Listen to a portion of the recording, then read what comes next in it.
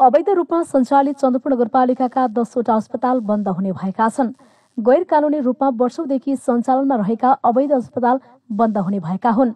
मध्य प्रदेशका मुख्यमन्त्री सतीश कुमार सिंहले शनिबार छड्के अनुगमन गर्ने क्रममा चन्द्रपुर नगरपालिकामा अवैध तथा अनाधिकृत रूपमा सञ्चालनमा रहेका 10वटा अस्पताल बन्द गर्न निर्देशन दिनुभएको छ। उहाँले शनिबार अनुगमन गर्ने क्रममा दर्ता र मापदण्ड बिना सञ्चालित चन्द्रपुर नगरपालिकाका 11वटा अस्पतालमध्ये 10वटालाई बन्द गर्न निर्देशन दिनुभएको छ।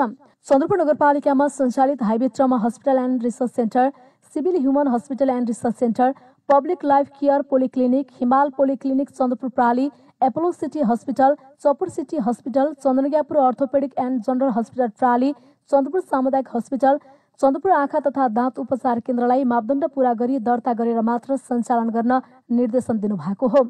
Public life care polyclinic, Himal polyclinic Chandrapur प्राली, एपोलो सिटी हस्पिटल, चपुर सिटी हस्पिटल, चन्द्रज्ञापुर अर्थोपेडिक एन्ड जनरल हस्पिटल प्रालीका सञ्चालक र कर्मचारी फरार भएका थिए। अनुगमनको क्रममा चन्द्रपुर हस्पिटल प्राली मात्र वैधानिक रहेको पाइएको छ। दर्ता नहुन्जेलसम्मका लागि भर्ना भएका बिरामीलाई वैधानिक अस्पतालमा भर्ना गरी बन्द गर्न निर्देशन दिनुभएको छ।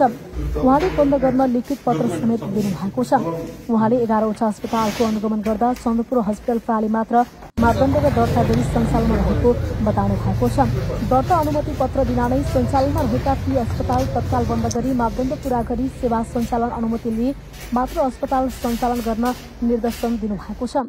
मुख्यमन्त्री सतीश सिंहले अनुमति बेड संख्याको आधारमा 10% इमर्जेन्सी बेड र 10% गरिब, दलित र लक्षित वर्गलाई उपचारमा छुट दिनुपर्ने कानून व्यवस्था अनुरूप दिएको हुनुपर्ने बताउनु भएको हो। निजी अस्पताल अनुगमनलाई तीव्रता दिनुभएका मुख्यमन्त्री सिंहले मापदण्ड अनुसार भौतिक पूर्वाधार, स्वास्थ्य उपकरण र जनशक्ति व्यवस्थापन लगायतका विषयमा जानकारी गर्न पनि माग गर्नु भएको थियो।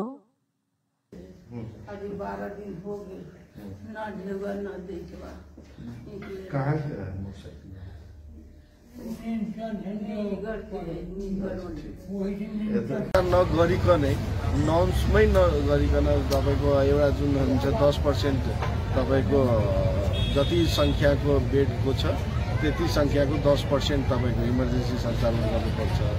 5% चाहिँ तपाईँको बेड सङ्ख्याको 5% आइसियु सञ्चालन गर्न पाइन्छ।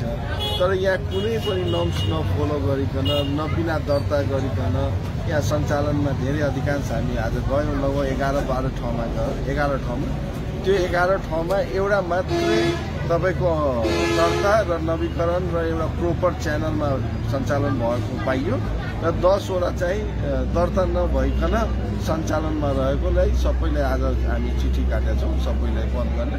त्यो प्रोसेसमा गइसके पछाडि मात्रै सञ्चालन गर्न पर्छ। मार्केटमा जे पनि भइहाल्छ यहाँ भएन भने त्यहाँ भइहाल्छ नि त। यहाँ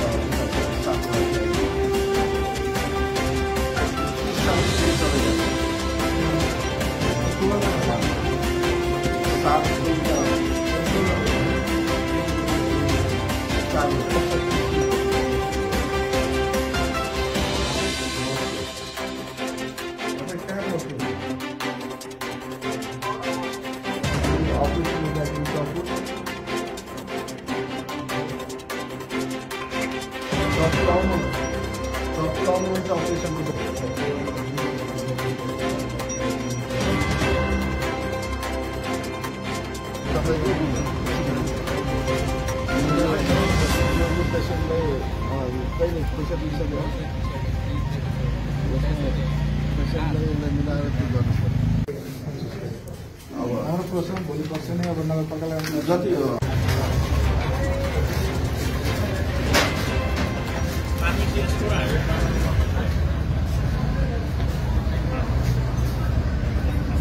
पुऱ्याएर सञ्चालन गर्यो भने त्यसमा हाम्रो कुनै आपत्ति छैन।